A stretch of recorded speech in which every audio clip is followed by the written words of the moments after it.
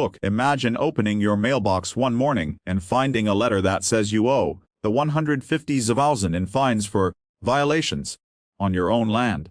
Violations you didn't even know existed. That's exactly what happened to me. But here's the twist. The very people who thought they could control me, who dragged me through humiliation and financial threats, didn't realize one shocking truth. Not only was their fight unfair, it was on my property. And when I uncovered the truth, everything changed. This isn't just a story about revenge or money.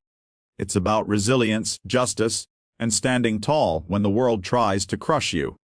Stick with me until the end, because what started as one of the darkest chapters of my life turned into a victory that no one, not even I, saw coming.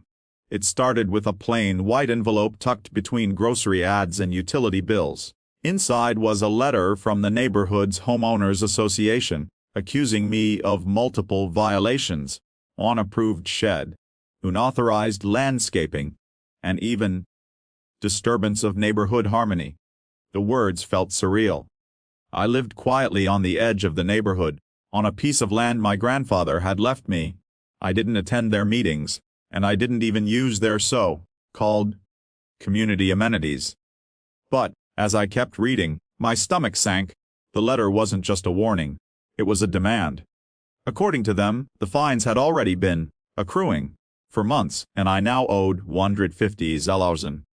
I remember sitting at my kitchen table, the letter trembling in my hands, my mind spinning. I was a single father trying to raise my daughter after losing my wife 2 years earlier.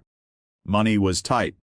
My evenings were spent helping her with homework, not fighting legal battles with power-hungry HOA members. The following week, I walked into one of their meetings to try and reason with them. The room smelled of coffee and perfume, filled with people whispering like I was some kind of criminal. At the head of the table sat Margaret, the HOA president, with her perfectly ironed blouse and a smile so fake it could cut glass. "Mr. Carter," she said, her voice dripping with condescension, "we've given you multiple notices. Rules are rules. If you can't comply, perhaps this neighborhood isn't the right fit for you." I tried explaining. My shed was old, built by my grandfather long before their HOA even existed. Landscaping, they complained about, was nothing more than wildflowers my daughter loved picking. But every word I spoke seemed to bounce off walls of arrogance and self-importance. They didn't want the truth. They wanted control. That night, I broke down. I sat on the porch while my daughter slept inside, staring out at the land that was supposed to be my safe haven. I thought about selling, about giving in just to escape the stress. But then, something inside me hardened. This land wasn't just dirt and grass. It was my grandfather's legacy, the place where my wife and I had planted dreams, the home where my daughter's laughter still filled the air. I wasn't going to let them take it from me. I decided to fight. The first step was hiring a lawyer, a soft-spoken man named Daniel, who had seen plenty of HOA disputes but raised an eyebrow at the amount of money involved. "Something doesn't add up here," he said as he flipped through the papers. "We'll start with a title search, see exactly where their jurisdiction ends." Weeks passed, filled with stress and waiting. The HOA continued to send letters, each one harsher than the last, threatening allowance, foreclosure, even lawsuits.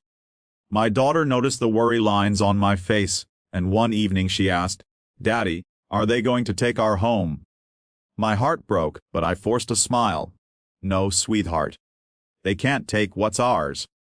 Then came the day Daniel called me into his office. He had a stack of old deeds, maps, and survey reports spread across his desk. His eyes sparkled with something I hadn't seen before. "Hope, Mr. Carter," he began, "I think you should sit down." He pointed to a map from decades ago, showing boundaries drawn long before the HOA was ever formed. The land my grandfather had purchased wasn't just the few acres I thought I owned. It extended further, so far, in fact, that the entire neighborhood, including their clubhouse, playground, and every manicured lawn, sat on property that was legally mine. My jaw dropped. You're telling me they're fining me for violations on land I own? Exactly, Daniel said, with a small grin. Technically, the HOA has been operating on your property without your consent for years. They don't own the ground under their homes. You do. The weeks that followed felt surreal. Armed with proof, we filed our own legal action. Suddenly, the smug faces at HOA meetings turned pale. Margaret, once so confident, now avoided my gaze. The same people who had ridiculed me were begging for negotiations. It wasn't about revenge. It was about justice. I didn't demand their homes, though legally, I could have shaken their world to its core. Instead, I offered a fair resolution: drop the fines, pay a modest lease for the land, and recognize my rights as the true landowner. The silence in that meeting was deafening before Margaret finally stammered, "Agreed." For the first time in months, I breathed freely. My daughter hugged me that night, whispering, "I knew you'd protect our home." And that's the message I want to leave you with. Sometimes life pushes you to the brink, makes you feel powerless, and tempts you to surrender. But if you stand your ground, if you fight with courage and integrity, you might just discover you had more power than you ever realized. The HOA thought they could bury me in fines. Instead, they uncovered the truth: that the very ground they stood on belonged to me. And I'll never forget the lesson: never let anyone convince you that you're powerless in your own story.